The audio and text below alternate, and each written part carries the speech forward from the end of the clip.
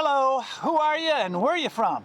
We're Derek and Nancy Peters. We're from New Hampshire, but we're snowbirds during the winter down at Myrtle Beach. All right, where we are on the boardwalk. And we are retired from insurance company and Fire department. firefighter. Firefighter, wow. Yeah, that's amazing.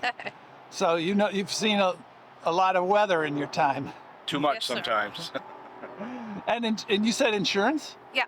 And Yeah. so did you insure weather catastrophe? Mostly silica, asbestosis, 9/11. from 9/11 and prior. Wow. Yep. So, has the climate changed much since you were kids? I feel it has.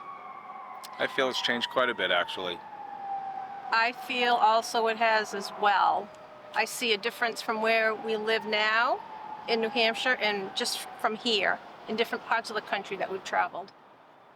And how is it different? I mean, were you skating on the ponds when you were a kid, and now you have no skating? I think we were skating more. I think that there was a lot more snow back when we were growing up. It seemed like we had a lot more, we'll say, blizzards or snow events than we currently have. But I don't feel like it was as cold as it can get now. So That makes severe sense. weathers. Yeah.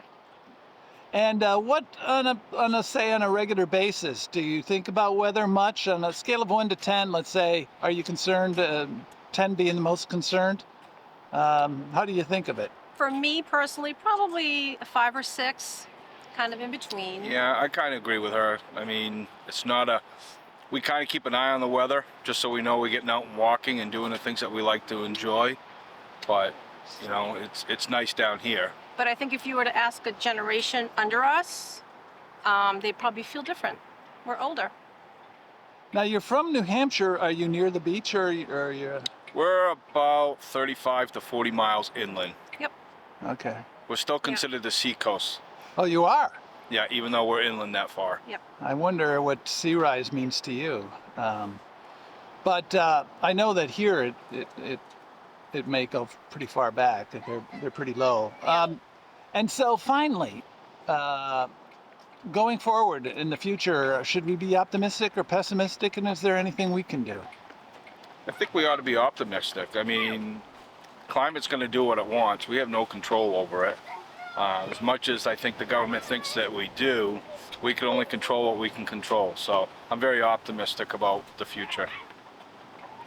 And I think climate control is important over the whole world, not just in this country. You know, I think of like the Alaska, Antarctica, the ice. What do you call it? The ice. Ice age and icebergs. Icebergs and all that. I guess my biggest feeling is I think there's a lot of countries doing it right, but there's a lot of more countries that are doing it wrong. And we can't be the only country or very few of the countries doing it right and let all the other ones kind of ruin the environment at the same time for us.